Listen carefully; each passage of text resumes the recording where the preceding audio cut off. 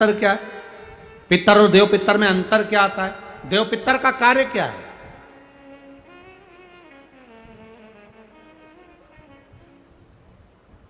हम जब भी कोई पूजन करते हैं तो कहते हैं पितृ देवता, बोलते कि नहीं बोलते? पर आज तक हम अब यह नहीं बोलते कि देव पितर का कार्य क्या, देव पितर क्या है। पितर देव नहीं, देव पितर का कार्य क्या है? देव पितर का एक कार्य है, परमात्मा जीव को गर्भ में धारण करा देता है, पर जो शरीर गर्भ के अंदर बच्चे का बनता है, बेटा बेटी का जो गर्भ के अंदर शरीर बनता है, वो देव पितर निर्मित करते हैं। उनका काम क्या है? देव पितर का सबसे बड़ा कार्य है कि गर्भ में जो बच्चा है उस गर्भित बच्चे को शरीर कैसा देना, उसके नेत्र ज्योति कम रखना है, श्रवण शक्ति कम रखना है, उसकी छाती में, उसके हृदय में, उसके दिल में छेद करना है, हड्डी को कमजोर करना है, पांव टेढ़ा करना है, हाथ टेढ़ा करना है, या उस शरीर को सही तरह से निर्मित करना, ये देव पितर का काम।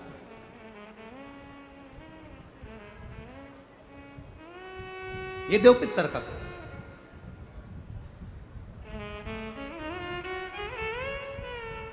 एक जैसे आप लोगों के स्मरण में होगा कि श्राद्ध पक्ष के अंदर चुटकी भर आटा दरवाजे की दोनों चौखट पर डाला जाता है। किसी किसी के यहां दरवाजे पर आटे से रंगोली बनाई जाती है। कहीं देखिए आप लोगों ने कि नहीं देखी? स्मरण में होगा किसी के, दरवाजे पर आटा डाला जाता है, वो देव पितर के भाव से डाला जाता है। जिस बेटे बेटी का मंगल विवाह नहीं हो रहा हो, शुभ कार्य की सूचना नहीं आ रही हो, बहुत दिनों से एक फाइल कहीं लगी हुई है, अटकी हुई है, नहीं काम हो रहा, हम उनसे कहेंगे ये जो 16 दिन श्राद्ध के हैं, जितने दिन निकल गए निकल गए, जितने दिन बचे हैं उन दिन में आपके दरवाजे के बाहर एक चुटकी घर से आटा लाकर चौखट के इस ओर चौखट के उस ओर दोनों जगह चुटकी भर आटे को डालना प्रारंभ करो। 16 दिन श्राद्ध के पूर्ण हो। जब अमावस्या आए, किसी जलाशय, सरोवर, तालाब, बावड़ी, कुआं, उसके पास में घी का दिया लगाकर आना, बाबा से प्रार्थना कर कर आना। केवल 22 से 24 दिन निकलते हैं और घर में कोई शुभ कार्य की सूचना आना प्रारंभ हो जाती है।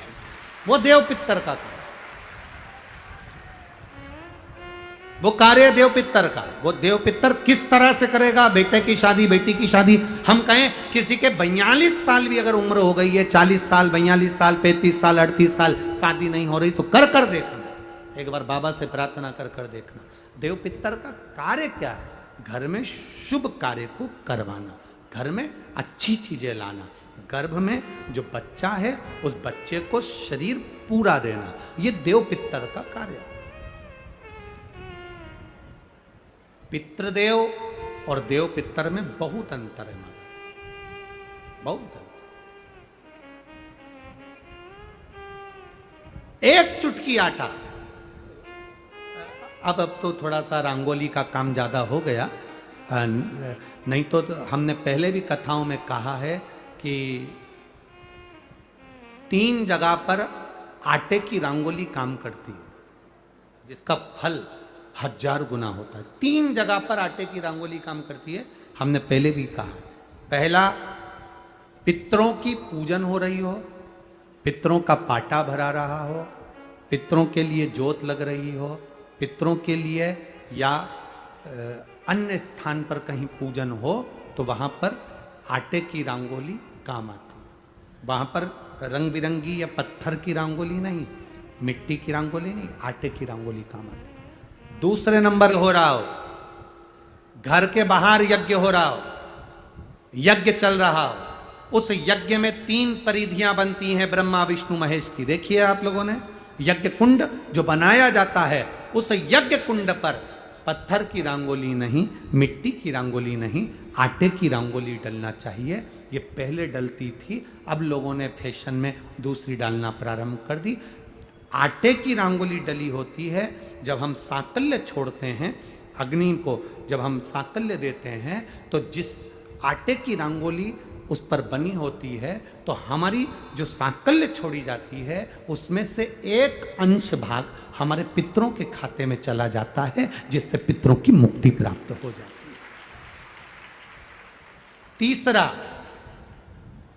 आटे की रंगोली तीसरी, घर में शादी हो रही हो, मंडप बंधा हो, उस मंडप के नीचे जब पूजन हो रही हो उस समय पर पत्थर की या मिट्टी की रंगोली नहीं। अगर पंडित पूजन करा रहे हैं या मंडप की पूजन हो रही है जिसके नीचे लड़का लड़की की भांवर होगी, दूल्हा बैठेगा, दुल्हन बैठेगी, वहां मिट्टी की रंगोली या पत्थर की रंगोली नहीं, उस जगह पर आटे की, हल्दी की रंगोली डाली जाती। अब आपके यहाँ डालते कि नहीं डालते पता नहीं, पर हमारे यहाँ शास्त्र रीति कहती है ये 3 जगह की जो रंगोलियां हैं ये हमको आटे की रंगोली डलने से।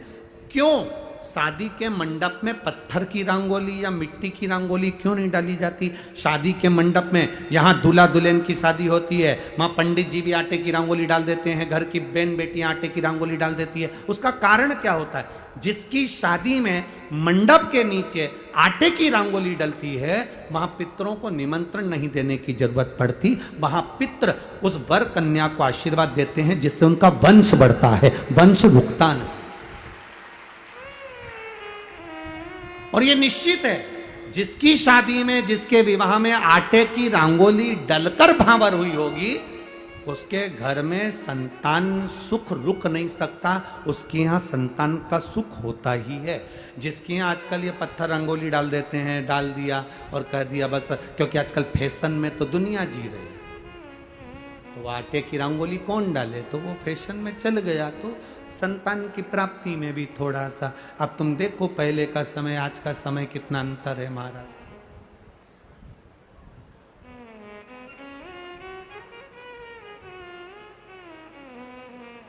पहले के समय में संतान का सुख शादी के 1-2 साल में प्राप्त हो जाता था। आज के समय में संतान का सुख जब तक डॉक्टर के यहाँ दोनों जांच नहीं करा कर जाए, दिखा कर नहीं आ जाए।